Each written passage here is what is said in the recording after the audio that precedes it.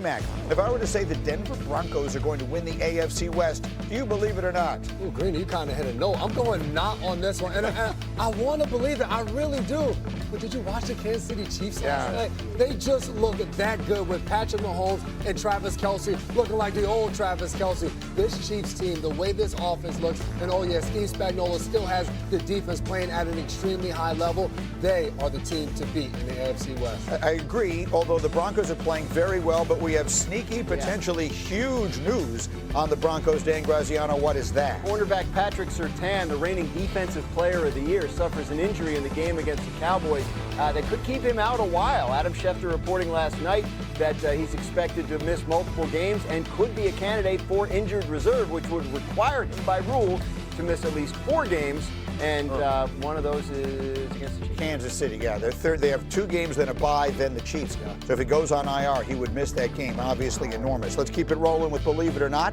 Graziano, if someone were to say the Vikings made a mistake letting Sam Darnold go, do you believe it or not? Not yet, but if things still look like they do in the Vikings quarterback situation a month or 2 from now, then I think it's time to believe it. Because look, J.J. McCarthy was the bet that the Vikings made. They not only let Sam Darnold go, they let Daniel Jones go, who they had in their building as well, because they believed J.J. McCarthy was ready to take the reins of a contending team and a roster that has spent more money, or a team that spent more money on this year's roster than any other in the league. J.J. McCarthy's under a lot of pressure the rest of this year to look like that guy. It was nice of you to say not yet, but I mean, it is the time now. He's asking the question now.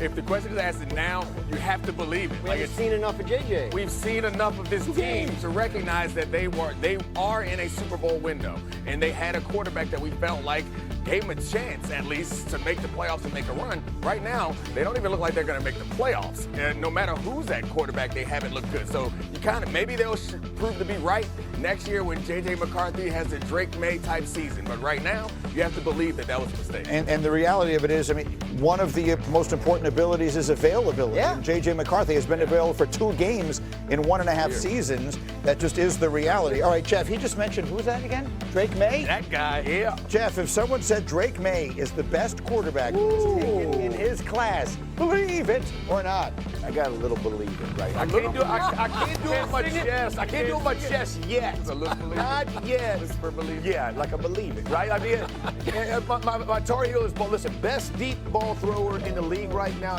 Josh McDaniels has done a tremendous job with this young player. He has played fantastic football. This team is hot. They're playing good football. I still like Maye over Jaden Daniels still a little bit, but the issue is the injury for me, right? Like you just said it about McCarthy, right? Like part of this for me, last year Jaden Daniels unreal. This year, too much not available. Yeah, I mean, they're similar players in that their athleticism combined with their deep ball accuracy makes them special. Yeah. But Jaden Daniels obviously has accomplished so much more at this point in his career. And so, I mean, that run on the playoffs where they made it to the championship round and he played well in that championship game, like I think until we have a similar type of thing for Drake Maye, we have. That's a question I would ask you, right? If the Commanders don't make it, he plays, they don't make it to the playoffs, and Drake Maye takes them, then you put him in the same category? I like the question that's on the screen. There's no debating who's accomplished more. Right. That's easy. Right. Obviously, Jaden Daniels. But if you were redrafting it right now, I would take Maye. I'm still going with Jaden. No. Yeah, absolutely. Right now. I'm not only. I mean, both The of them. dude's Right missed half the now, season. Drake Maye is playing better than him. But that doesn't mean I'm going to diminish what Jaden Daniels has done and can become. He's beating the Dolphins, he's beating the Saints, the Titans, the Browns. Bills. Really good one. Yeah. I mean, he's won your playoff best games. argument That's what I'm against Jaden Daniels is his injuries. Yeah. Drake Maye, head be bouncing off the ground every other week, too. I know. I told him he did better this week. Oh, he did Put it out there. He did better this week. we'll continue this argument. Gentlemen, I need to interfere. But with Washington's loss last night, it certainly feels like that's about to. Oh, yeah, Danny, we're talking to you. The Eagles are odds-on favorites. They're the only team in the division with a winning record. The Commanders are terrible. The Cowboys look terrible. The Giants are too early in their development. Cardinals aren't still in that division. That's right. St. Louis Cardinals. Is this finally going to end? I'm nervous. I'm nervous about the streak. I really am. I was 2 years ago, by the way, when they started 10-1 as defending champions. So there's still time for something to happen.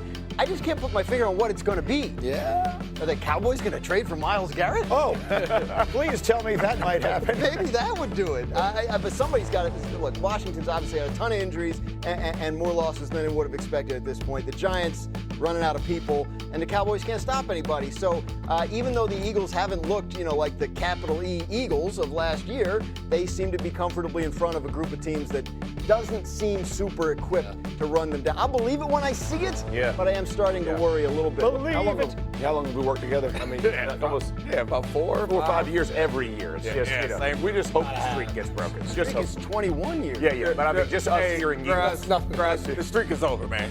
The Eagles got it wrapped up because the other 3 teams are unserious outfits. Yeah. Trust me, this one is wrapped up. The Eagles are a very good football team. I think part of their problem is we compare them to who they were last year. Yeah. They're not.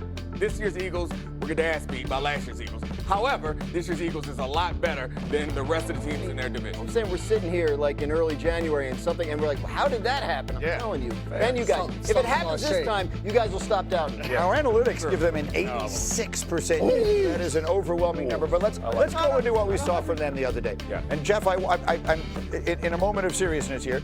The conversation yesterday I thought we had here was very smart. That the Eagles have significantly adjusted their offensive attack. We all know A.J. Brown wasn't playing in this game, but that really was not the point. They have put the quarterback under center so much more, and that has opened up so much more in their offense, and suddenly Jalen Hurts is throwing 4 touchdowns, and Saquon Barkley is running wild again. Do you believe that was the difference and thus the formula for Philadelphia? Absolutely. But it wasn't just the quarterback under center, which obviously I've been screaming for, but it was also different blocking schemes. Instead of just straight duo or zone blocking, they did some nice pin and pulls, got guys out, getting outside and reaching guys, and you're allowing. They had 8 explosive runs, right, of 10 plus more, which is vital for this team. This team goes and is fed off of Barkley and the running game. Everything else develops outside of it. It's kind of what we talked about. But again, I'm not here to brag. However, we made a lot of mountains out of molehills on this set about the Eagles. They live in chaos. Last year we had dudes reading on the sideline, coaches yelling at fans, and I'm here for it. I think this is better drama than the Cowboys ever would. I love the energy from the Eagles. They are finding ways, but that win in particular. Now again, the Giants banged up. Your opponents matter. So I'm not. But however, getting back to what you do, this is no different than for me for the Colts, right? Like the Colts now look to me like the Eagles of last year, but they're playing bad opponents, but they're beating the brakes off of them. That was the best performance from the Eagles, in my opinion, because it showed what they should be.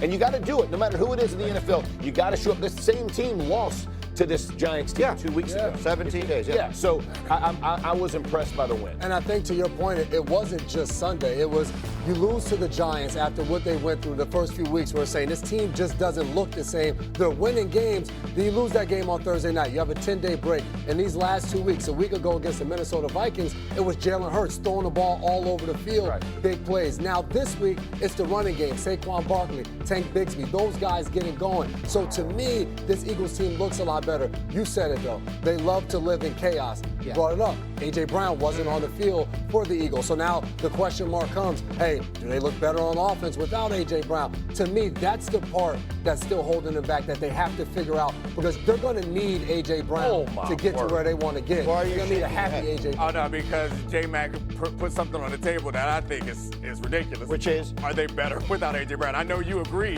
that they are not better without A.J. Brown. He just had the game-clinching touchdown a week ago, and then his hammy started hurting, which, hopefully the hamstring gets better because they're going to need him at some point. He's one of those guys where, like, you think about it in basketball, like, the plays aren't working. ISO. He's a guy like that. Throw the playbook out. I'm going to throw the ball in that direction. The chances are something good is going to happen. And can I say this about the Kevin Patullo, like the offensive coordinator, getting a little extra time and then putting this in, right? The reason when you talked about going under center, and we've had this conversation, not only for this team, but a lot of teams in the NFL, it makes all the angles for the offensive linemen so much better. And what you saw happening, we did a tape on this a couple weeks ago,